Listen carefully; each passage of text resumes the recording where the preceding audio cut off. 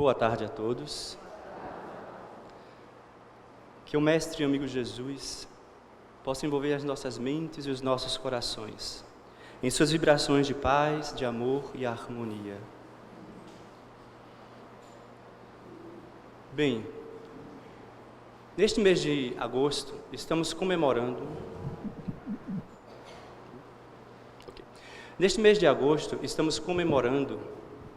os 152 anos de lançamento do livro O Céu e o Inferno. Sua primeira publicação ocorreu em Paris a 1º de agosto de 1865. Este livro faz parte dos 5 livros que compõem o ciclo básico, a base da doutrina espírita, também conhecido como Pentateuco Espírita. E ele fala da situação do espírito após o desencarne, após o desenlace do corpo físico, conhecido como morte. Ele fala da expectativa e do que espera o espírito após este processo. Expectativas de felicidades ou expectativas de infelicidades. Dentro desse livro, entre os diversos assuntos que ele aborda, existe um item chamado o Código Penal da Vida Futura. Vou pedir licença a vocês para fazermos uma breve viagem no tempo, para que a gente possa entender como é que a providência divina trabalha os processos educativos da humanidade. Agostinho de Hipona, também conhecido como Santo Agostinho, declarado pela Igreja Católica Romana como doutor da Igreja, que veio no século XIX em espírito, junto com a pleiade de espíritos, para trazer à humanidade o código da doutrina espírita. Ele, quando encarnado no século IV, ele dizia: apaixonar-se por Deus é o maior dos romances, procurá-lo a maior aventura, encontrá-lo a maior de todas as realizações. E já no século IV, Santo Agostinho já percebia o âmago do espírito na necessidade da procura e do encontro com o seu Criador. O espírito, quando adentra os processos da hominalidade, quando ele adquire a razão e é-lhe dado o livre-arbítrio, ele passa a ser responsável por suas decisões e, com isso, assume as consequências das decisões tomadas. Então, quando ele se depara com a magnificência da criação que o rodeia, ele começa a busca do entendimento e da explicação para esta realidade. Então, ele começa, a partir deste momento, a criar códigos de conduta ético, sociais, morais e de reflexos religiosos, e códigos religiosos que vão impor comportamentos ético-morais e sociais à humanidade. Kardec, quando pergunta aos espíritos onde está escrita a lei de Deus, os espíritos respondem na consciência. Da mesma forma, é na consciência que temos a certeza inata da realidade de um Criador. E é por isso que esse Criador concede a todos nós, de acordo com as nossas capacidades de percepção e apreensão, ele concede, dentro dos níveis de percepção, espíritos que vêm nos auxiliar para entendermos e nos auxiliar no processo da caminhada evolutiva. E é por isso que no século XIX, com a mente muito mais preparada, Kardec, ao lançar o Livro dos Espíritos, ele pergunta aos espíritos o seguinte: qual o tipo mais perfeito que Deus tem oferecido ao homem para lhe servir de guia e modelo? Percebamos aí que ele coloca 3 condições. Precisaria este tipo ser perfeito, ele precisaria também servir de guia e de modelo para a humanidade. E os Espíritos respondem na questão 625, Jesus. Esta é a resposta mais curta dentre as 1019 respostas do Livro dos Espíritos, mas de uma profundidade filosófica e religiosa tal que até o momento a humanidade ainda não tem condições de aprofundar-se na psique desse Espírito Crístico para entendê-lo de uma melhor forma. E Hahnemann, o Espírito Hahnemann, pai da homeopatia, ele na Revista Espírita de janeiro de 1864, pela primeira vez, ele associa a Jesus a ideia de um governador do planeta. Essa ideia também é assumida por Leon Denis, contemporâneo de Kardec, e um dos maiores filósofos da doutrina espírita, em seu livro Cristianismo e Espiritismo.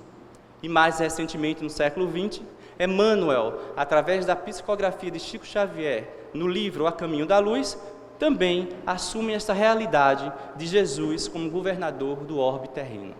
Logicamente, essa palavra foi associada, talvez, por falta de uma palavra que pudesse fazer uma analogia melhor e mais profunda da realidade espiritual deste ser que coordena os processos evolutivos do globo terrestre e da sua humanidade.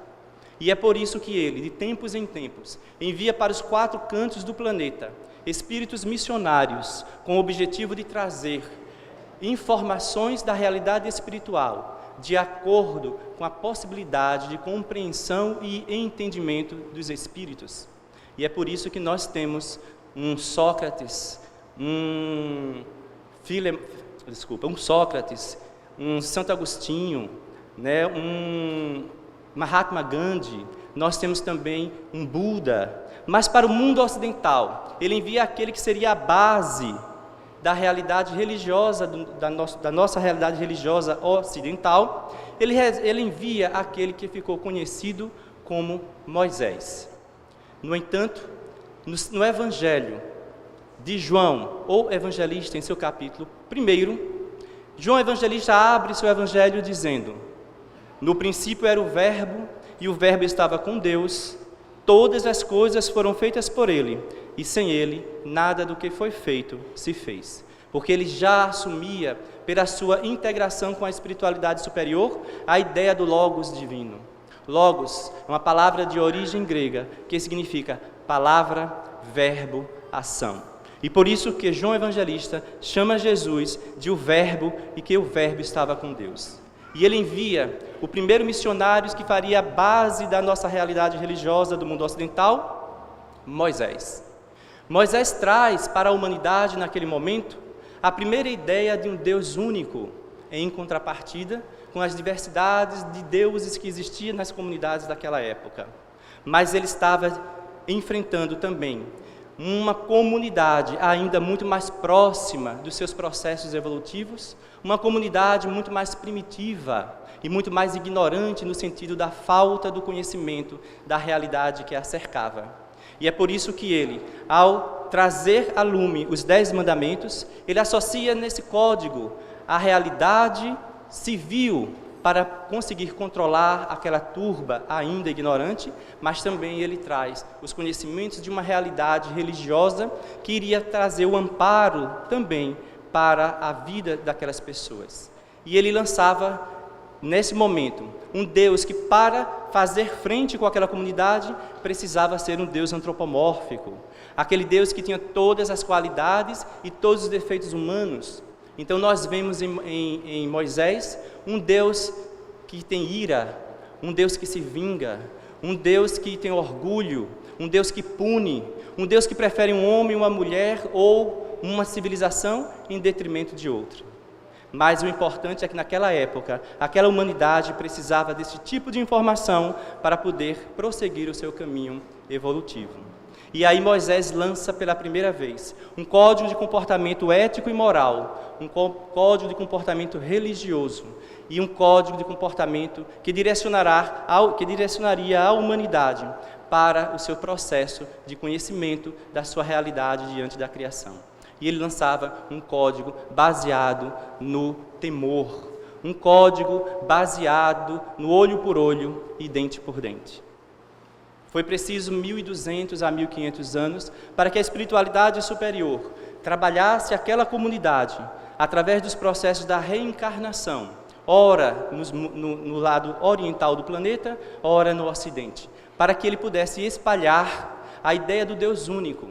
E após 1.200 a 1.500 anos, o próprio demiurgo divino, demiurgo também, uma palavra de origem grega, que significa aquele que consolida a matéria dispersa do universo. A matéria que é a criação única e exclusiva de Deus, mas que fica dispersa no universo à espera das mentes poderosas, que possa aglutinar essa matéria e fazer as miríades que conhecemos, como os astros, as galáxias, os planetas e as humanidades que habitam esse planeta. Então o próprio demiurgo divino, que nós conhecemos como Jesus de Nazaré, veio ao planeta trazer uma nova etapa no processo evolutivo da humanidade. E ele associa ao Deus único de Moisés, o Deus Pai. Na colocação entre ele e os de seus discípulos, quando seus discípulos perguntam: Mestre, quando formos orar, como deveremos fazer? E Jesus responde: quando fordes orar, eleva teu pensamento para o céu e dize: Pai nosso que estás nos céus. E Jesus lança pela primeira vez a ideia do Deus Pai.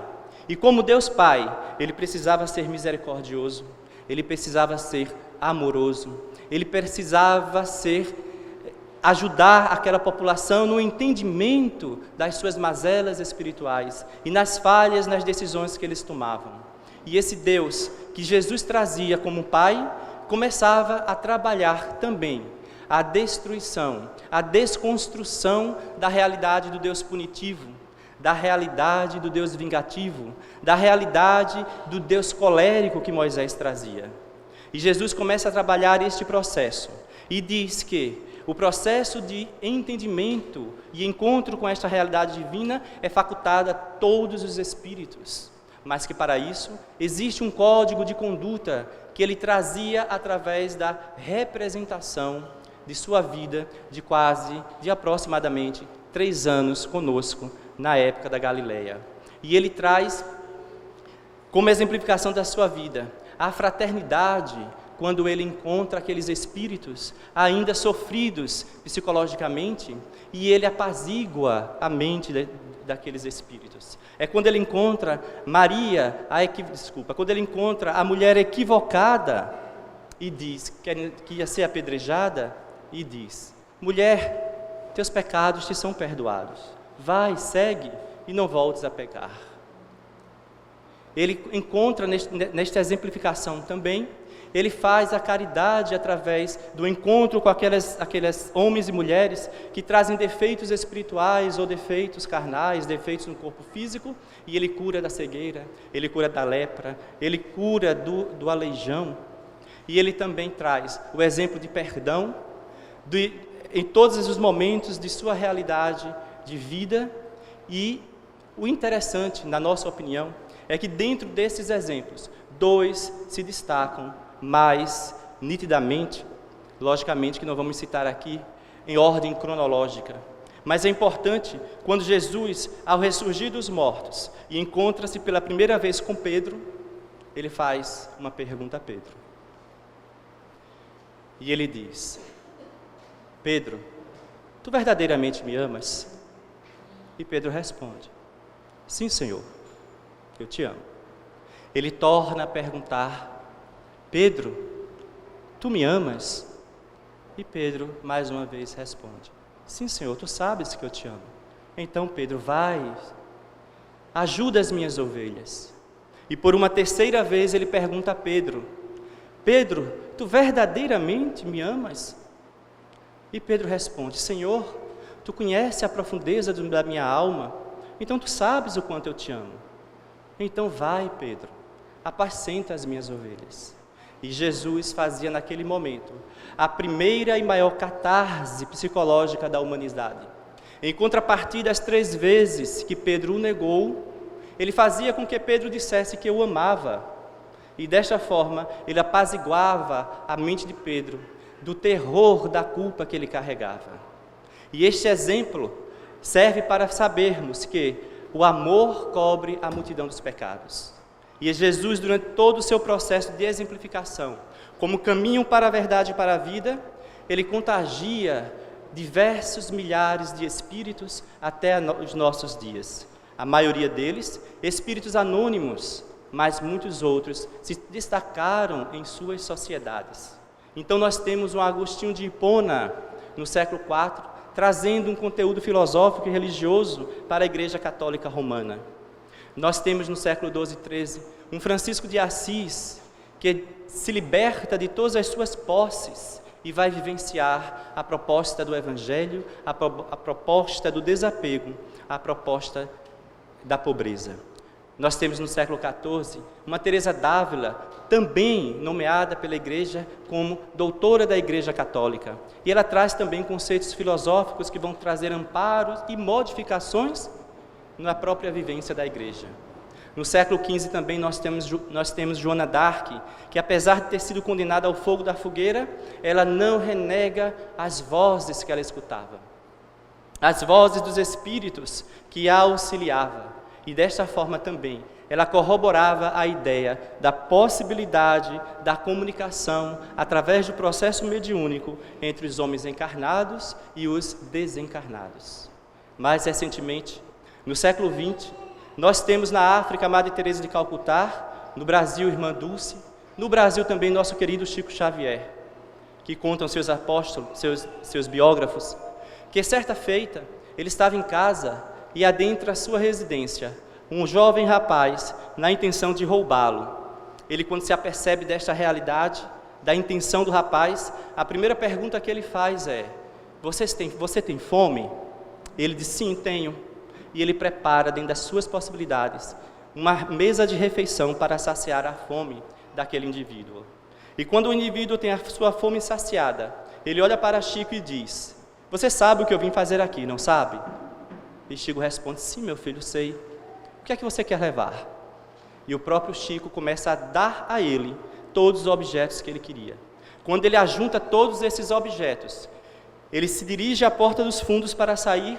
Chico chama e diga: não, meu filho, não saia por aí, porque se você sair por aí, esta é a porta dos fundos.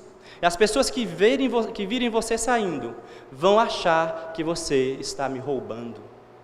Saia pela porta da frente, porque quando te verem, vão saber que eu te emprestei ou eu te doei estes objetos.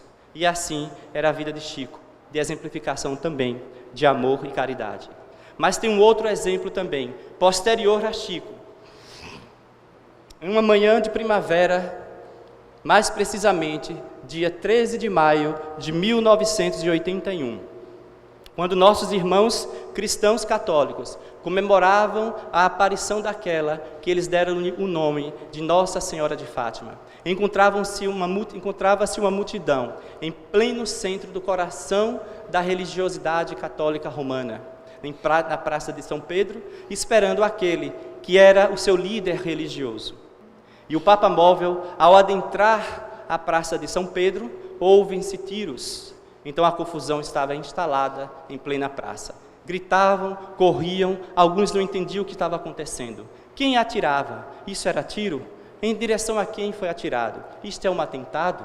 Mas João Paulo II, o líder religioso dos nossos irmãos evangélicos, nossos irmãos católicos na época, era atingido por 2 projéteis e caía em solo. Ao mesmo tempo que seus seguranças o auxiliavam para levar ao hospital, aquele turco que atirou nele, Mohamed Ali Aka, era preso pela polícia italiana e levado à prisão, com um posterior julgamento e condenado à prisão perpétua. João Paulo II, ele passa por uma cirurgia difícil e delicada, mas sobrevive. E se a primeira atividade pública foi solicitar que o levassem à prisão para o encontro com aquele que teria sido provavelmente o seu algoz, por ele ter atirado em João Paulo II. E ele, ao encontrar-se com Mohamed Ali Aka, desenvolve uma conversa que ninguém sabe o teor, porque ficou em segredo. Como diz Jesus: não sabe a vossa mão esquerda o que faz a direita. Mas sabe-se o seguinte, que quando João Paulo II sai da prisão, ele começa a interceder junto ao governo italiano para que comutasse a pena de prisão perpétua. O governo italiano atendeu ao pedido do Papa e comuta a pena perpétua para uma pena de extradição e manda que Mohamed Ali Aka volte a seu país de origem, a Turquia. E é assim que Jesus contagia e continuará contagiando com sua exemplificação. Mas na finalização do seu processo de ensinamento para a humanidade, ele preso no madeiro infame da cruz, que era uma das piores mortes que existia, com os braços abertos, que podemos também fazer uma analogia, braços abertos também para abraçar a humanidade. Ele olha para aqueles homens ainda inconscientes, ainda ignorantes, ansiosos por sangue, por vingança e pela dor, eleva o pensamento para Deus e diz: Pai, perdoai-lhes que eles não sabem o que fazem. Um irmão mais velho olhando para um irmão mais novo e pedindo perdão a Deus, que agora era Pai, para que perdoasse aqueles que estavam tirando a própria vida. Ele olha para os céus em seus derradeiros momentos e diz: tudo está consumado. Em tuas mãos, Pai, entrego o meu espírito. Naquele momento, Jesus lançava por derradeiras sementes no solo da humanidade os aspectos de um novo código de comportamento sociocultural, social e religioso. Um código baseado no Deus único, no Deus Pai e no Deus que devemos amar acima de todas as coisas, como amamos o nosso próximo, e o nosso próximo como a nós mesmos. Esse código baseado também de não fazer ao próximo o que não quereis que te façam, e de perdoar 70 vezes 7. E foi preciso, estava nesse momento lançado, o segundo código para o mundo ocidental, de comportamento da realidade da humanidade, um código de comportamento moral e religioso, trazendo também assim, pela segunda vez, de acordo com a capacidade de entendimento daquela população, um código penal para a vida futura. E foram necessários cerca de 1.800 anos para que a espiritualidade superior pudesse trabalhar através dos processos de reencarnação. Aqueles espíritos que, quem sabe, muitos de nós não estávamos lá. Porque o processo da reencarnação faculta ao ser estarmos em diversos momentos da história da humanidade, vivenciando o aprendizado necessário para o nosso processo evolutivo. E então, durante esses 1.800 anos, onde a espiritualidade superior trabalhava através desse processo a mente daqueles espíritos, para massificar em sua consciência a ideia do Deus único, mas também a ideia do Deus Pai. E enviava esses espíritos ora para o Oriente e ora para o Ocidente, para que a mensagem fosse de alguma forma difundida por todo o planeta. Para que a mensagem fosse de alguma forma difundida para todo o planeta. Mas a mente ainda doentia da humanidade trazia verdadeiros tratados teológicos, ainda baseados num Deus que se vinga, num Deus que pune, no Deus que se vinga, no Deus e cria um código que, para se atingir essa divindade, seria preciso ter determinados comportamentos, e que se esses comportamentos fossem comportamentos maus, o homem teria o sofrimento eterno em um inferno teologicamente criado. Inadmissível para a nossa realidade, para a realidade de bondade divina. Mas 1.800 anos depois, mais precisamente, em 1804, nasce no planeta aquele que adotou o nome de Hippolyte Léon Denisard Rivail, que ficou conhecido como Allan Kardec, trazendo, mais uma vez, para a humanidade já melhor preparada em sua consciência, um novo conhecimento, um novo código de comportamento, contido na doutrina dos Espíritos. E quando ele lança pela primeira vez o Livro dos Espíritos, a primeira pergunta contida no livro é: que é Deus? Ele não pergunta quem é, ele pergunta que é Deus. O que é Deus? E os Espíritos respondem: inteligência suprema, causa primária de todas as coisas. E a partir deste momento, Kardec associa ao Deus único, ao Deus Pai, a inteligência suprema, causa primária de todas as coisas.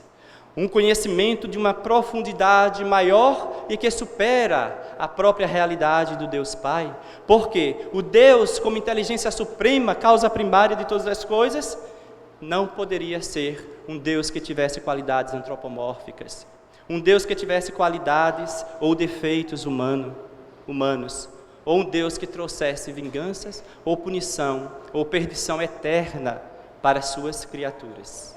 E estava lançado, a partir deste momento, um Deus educador que traz e dá as condições necessárias infinitamente para que sua criatura possa atingir os páramos da perfeição.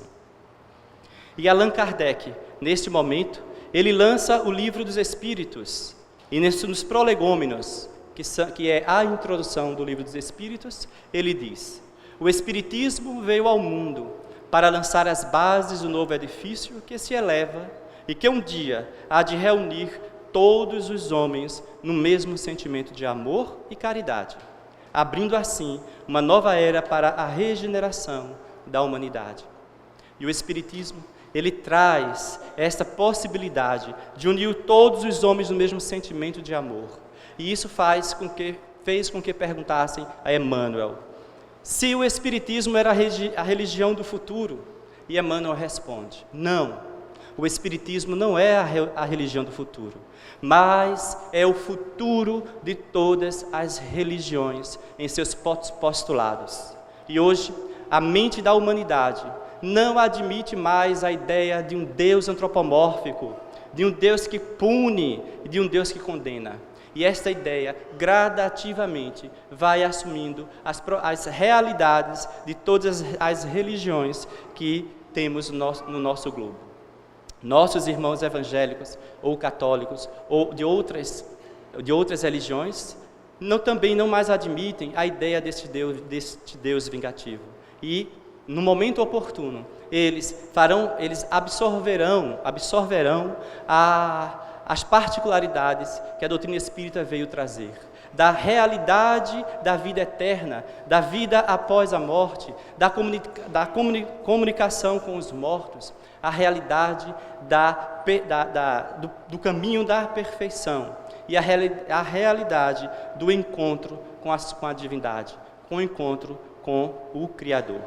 E neste momento, Kardec materializa a promessa de Jesus quando ele diz: rogarei ao Pai e Ele vos enviará um outro Consolador que ficará convosco por toda a eternidade. E este Consolador não poderia estar baseado na figura de um homem, mas no conteúdo da mensagem trazida. E o conteúdo da mensagem trazida é aquele conteúdo que nos dá a fortaleza, a força, a consciência da nossa realidade perante o universo, perante a divindade, perante o nosso próximo, e a certeza que após a morte nós continuaremos a viver e reencontraremos todos aqueles que amamos. E ele lança em 1857 o Livro dos Espíritos, que esclarece quem somos. Este livro é dividido em quatro partes, e destas partes surge, em 1861, o Livro dos Médiuns, onde ele responde o que sentimos, por que sentimos, como sentimos e o que fazer com o que sentimos. Em 1864, ele edita o Evangelho segundo o Espiritismo, que responderá por que sofro. Ele baseia o Evangelho segundo o Espiritismo em todas as máximas deixadas por Jesus durante o seu processo de vivência conosco, em suas parábolas e em seu comportamento. E em 1865, ele lança o livro O Céu e o Inferno, explicando para onde vou e como estarei quando chegar para onde vou. E é justamente esse livro que vem auxiliar na desconstrução do Deus antropomórfico e traz os conteúdos de um novo Código Penal para a vida futura. E por último, ele lança a Gênese, em 1868, que responde de onde vimos e como se processa toda esta realidade da criação. Então estava aberta neste momento a nova fase para o entendimento do Criador e da realidade do ser no universo. E a partir também deste momento, a busca de Deus passa através da interiorização do olhar. E o conceito de Deus não está mais fora de nós, mas dentro de nós, por sermos centelhas da própria divindade, mesmo sem ser Deus. E também, ouvindo o que o Cristo falou, vós sois deuses. então somos centelhas da divindade. E é necessário que o percebamos dentro de nós e não fora de nós. Então, mais uma vez, se apegando a Agostinho de Hipona, em seu livro chamado Confissões, ele diz: tarde vos amei, ó beleza tão antiga e tão nova, tarde vos amei.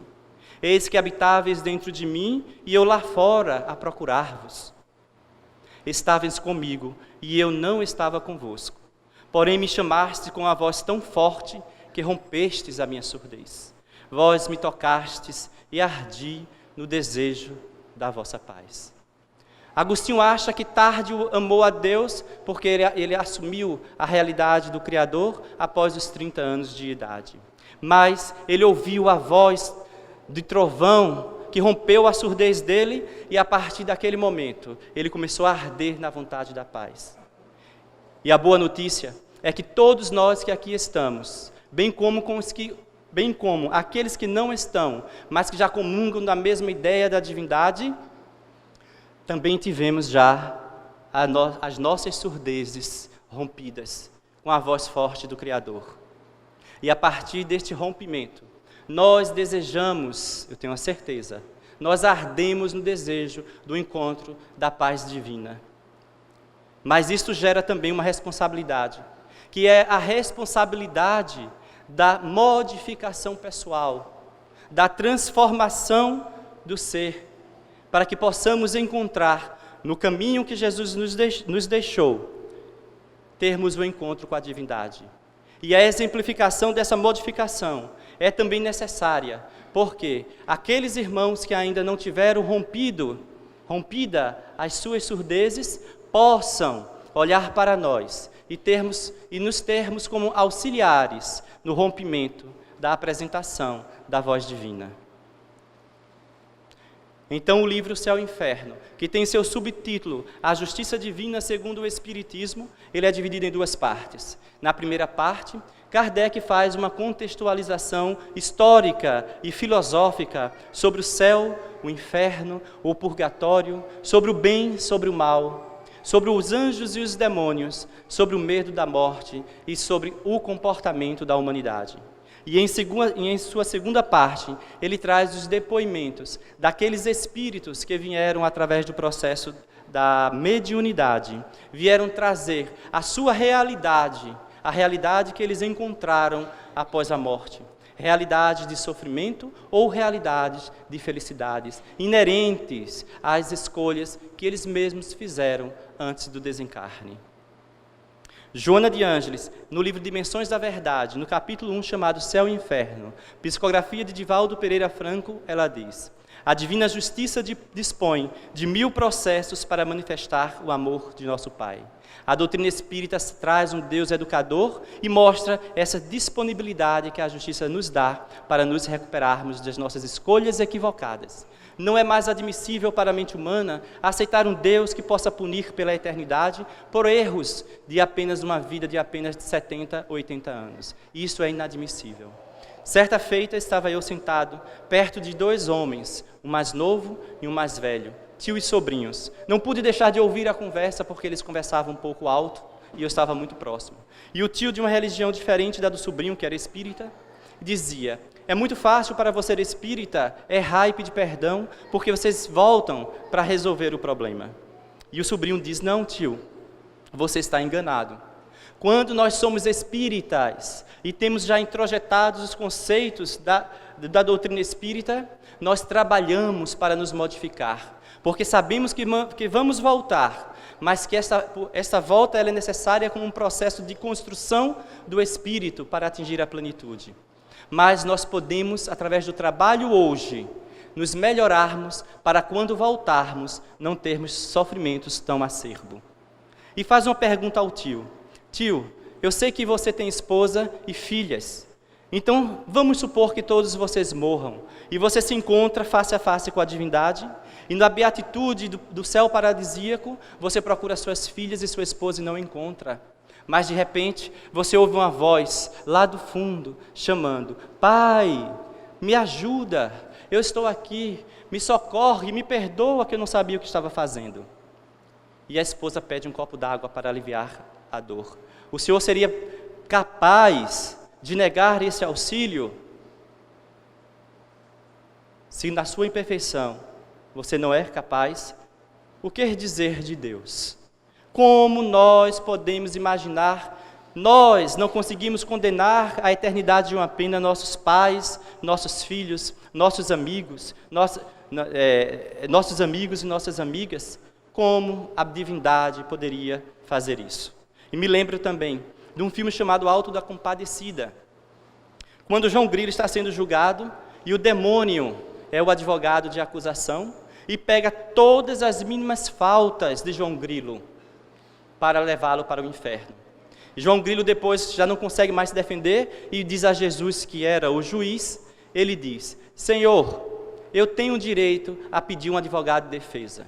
E Jesus autoriza, e ele chama. Então eu quero chamar aquela que quando o Senhor estava na terra era a sua mãe, e que nós consideramos nossa mãe espiritual. E Fernanda Montenegro, personalizando Maria, aparece no julgamento e começa a defender João Grilo de todas as acusações. Chegando ao momento que Jesus aceita aquela defesa e diz: vai, João, volta e reconquista aqueles erros e aqueles inimigos que tu fizestes.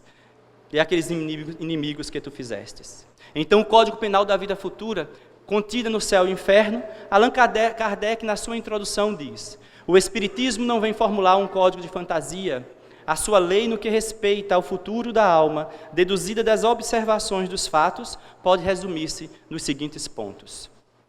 Duas situações interessantes nessa apresentação. Primeiro, que este código formulado não é uma fantasia. E segundo, que ele surgiu da observação do próprio Kardec através da realidade que o envolvia e da comunicação pelo processo da mediunidade dos espíritos que vinham trazer as suas experiências. E este código ele é dividido em 33 partes.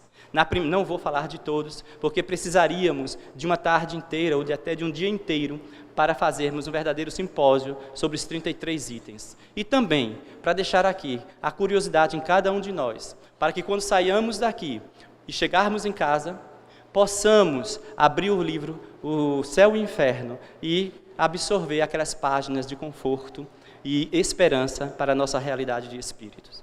Mas no primeiro item, Kardec diz: a alma ou espírito sofre na vida espiritual as consequências de todas as imperfeições que não conseguiu corrigir na vida corporal. O seu estado feliz ou desgraçado é inerente a seu grau de pureza ou de impureza. Aqui Kardec afirma que todas as consequências da nossa felicidade ou infelicidade é inerente a nós próprios. Nós construímos os nossos caminhos. Nós construímos as nossas realidades. E a partir deste momento, não podemos mais ter a ideia de que os filhos pagam os pecados dos pais, nem que os pais pagam o pecado dos seus filhos. Cada um é responsável pelas escolhas feitas. E é por isso que Jesus disse em Mateus 16, que o Filho do Homem virá na glória de seu Pai com os seus anjos, e então dará a cada um segundo as suas obras. No item 2, Kardec continua: a completa felicidade prende-se à perfeição, isto é, à purificação completa do espírito, e toda imperfeição é, por sua vez, a causa de todo sofrimento. E aqui nós abrimos a maior das esperanças para o espírito humano. É a esperança de que nós atingiremos a felicidade completa. Não tem nenhuma possibilidade de não atingirmos esta felicidade, porque nós fomos feitos para a felicidade. Precisamos apenas seguir o caminho estreito que o Cristo falou. E dentro desse processo das leis criadas por Deus, existe uma, que é a lei do progresso, que impõe a necessidade do processo evolutivo. No item 3, não há uma única imperfeição da alma, que não importe funestas e inevitáveis consequências, como não há uma só qualidade boa que não seja forte, que não seja fonte de um gozo. E aí nós temos que não chegaremos a Deus enquanto tivermos a menor das máculas. Por isso o trabalho de aperfeiçoamento é intenso e diário. É imperativo nos livrarmos de todas as impurezas para vestirmos a veste nupcial contida na parábola do festim das bodas. No item 4, em virtude da lei do progresso, que dá a toda alma a possibilidade de adquirir o bem que lhe falta, como despojar-se do que tem mal, conforme o esforço e vontade próprios, temos que o futuro é aberto a todas as criaturas. E Deus recebe a todos os seus filhos no seu seio de braços abertos. E aí nós vemos que a lei do progresso nos impulsionará obrigatoriamente a atingir a única fatalidade do Espírito, que é a fatalidade da perfeição, da qual não poderemos fugir. E dentro disso, podemos observar também que todos aqueles nossos irmãos, ainda equivocados nas dores e na violência, como ocorre na nossa sociedade nos dias de hoje, que nos amedronta, mas eles também são nossos irmãos, e um dia também se assentarão junto a nós no banquete que a divindade prepara para todos os seus filhos que já atingiram este processo. E assim, Jesus diz em Mateus 18, assim também não é vontade do vosso Pai que está nos céus que um destes pequeninos se perca. Todas as ovelhas que o Pai me concedeu, nenhuma delas se perderá. Então, dependente o sofrimento da imperfeição como do o gozo da perfeição, a alma traz consigo o próprio castigo ou prêmio, onde quer que se encontre, sem necessidade de lugar circunscrito. Por isso que o inferno está em qualquer parte onde haja almas sofredoras, bem como a felicidade está em qualquer parte onde haja almas felizes. Porque a felicidade e o inferno faz parte da psique do espírito diante das suas atitudes e que delas possam advir processos de culpa. No item 6, o bem e o mal que fazemos decorrem das qualidades que possuímos. Não fazer o bem quando podemos, se gerar um mal, também estaremos fazendo mal. Então é por isso que Kardec pergunta na questão 642 de O Livro dos Espíritos, se será suficiente não se fazer o mal para ser agradável a Deus? Os Espíritos respondem, não é suficiente. É necessário fazer o bem no limite das próprias forças, pois cada um responderá por todo o mal originado do bem que foi deixado de fazer. Não podemos ser omissos diante das realidades que impõem a nós decisões. Mesmo que achemos que não estamos fazendo mal, mas o fato de deixarmos de fazer o bem, e se dali surgir um mal que possa atrapalhar a realidade de vida do nosso próximo, nós seremos responsáveis por essa realidade. A duração do castigo depende da melhoria do espírito culpado. Nenhuma condenação será por tempo determinado e é prescrita, porque o espírito é sempre o árbitro da própria sorte. A lei de Deus escrita na nossa consciência, e a nossa consciência que será o nosso próprio juiz. E é a nossa consciência que será o nosso próprio juiz. Nós nos julgaremos. Não existe um julgamento externo. O julgamento, ele é interno, ele é psicológico, ele é da psique do espírito. Quaisquer que sejam a inferioridade e perversidade dos espíritos, Deus jamais o abandona. Somos rodeados de espíritos, guias espirituais, anjos da guarda, amigos e parentes que já se anteciparam na viagem da morte, que nos auxiliam. É preciso apenas que abramos os nossos ouvidos para ouvi-los, no auxílio que eles querem nos dar. Então, o único meio de evitar ou atenuar as consequências futuras de uma falta está no repará-la, desfazendo-a no presente. E é por isso que Jesus diz, em Mateus 5, concilia-te depressa com o teu adversário, enquanto estás a caminho com ele, para que não aconteça que o adversário te entregue ao juiz, e o juiz te entregue ao oficial e te encerre na prisão. Em verdade te digo, que de maneira nenhuma sairás dali, enquanto não pagares o último ceitil. E quem é este adversário? Este adversário é o nosso próximo. Mas qual o maior adversário? O maior adversário é a nossa própria consciência, que se culpa diante dos delitos praticados e não confere o próprio arrependimento e o próprio perdão. Joana de Ângeles diz que a coisa mais difícil não é o pecado, mas a culpa gerada pelo pecado cometido. E Kardec, no item 33, resume todo o Código Penal da vida futura em 3 itens. O sofrimento é inerente à imperfeição, e toda imperfeição, ela trará faltas e, consequentemente, sofrimentos. E essa imperfeição psíquica do espírito vai fazer que, para expurgar a falha psicológica, ele traga doenças no seu corpo físico. E no item 3, podendo todo homem libertar-se das imperfeições por efeito da vontade, pode igualmente anular os males consecutivos e assegurar a futura felicidade. E estava lançada a nova semente para o mundo da ocidentalidade, que se espalhará por todo o planeta, de um novo Código Penal de comportamento ético, social, moral e religioso.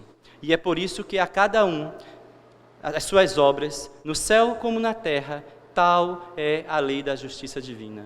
E finalizando, Joana de Ângeles, no livro Dimensões da Verdade, diz: se desejas o céu da consciência tranquila em porto de luz, envolve-te na lã do Cordeiro de Deus, e alcatifa a tua senda com os dosséis da humildade, do amor e da caridade, seguindo imperturbável até a hora da desencarnação. Nos mantenhamos firmes no propósito da melhora pessoal, do caminhar no caminho estreito para a nossa modificação interior, durante todo o processo da vida física até o processo da desencarnação. E sabedores dessa realidade, não podemos mais nos esquivarmos do chamamento do Cristo, quando Ele propõe a todos nós: ide por todo o mundo e pregai a boa nova a toda criatura. E encerrando, quero deixar aqui com todos nós um poema de uma poetisa potiguar chamada Alta de Souza, através da psicografia de Chico Xavier, quando ela diz, sempre com Jesus: não te detenhas, segue, alma querida, vara o próprio caminho em sombra e vento, resguarda o coração tranquilo e atento, e enriquece de amor o chão da vida. Não te amargure o temporal violento, que invade a terra em fúria desmedida. De esperança a esperança, e lida em lida, dissiparás a angústia e o sofrimento. Segue, plantando o bem por onde fores, deixando ao tempo o fel das próprias dores. Por mais que a provação te envolva a estrada, além da imensa noite espessa e fria, Cristo, o divino sol do novo dia, anunciando a nova madrugada. Paz e bem para todos, e muito obrigado pela atenção.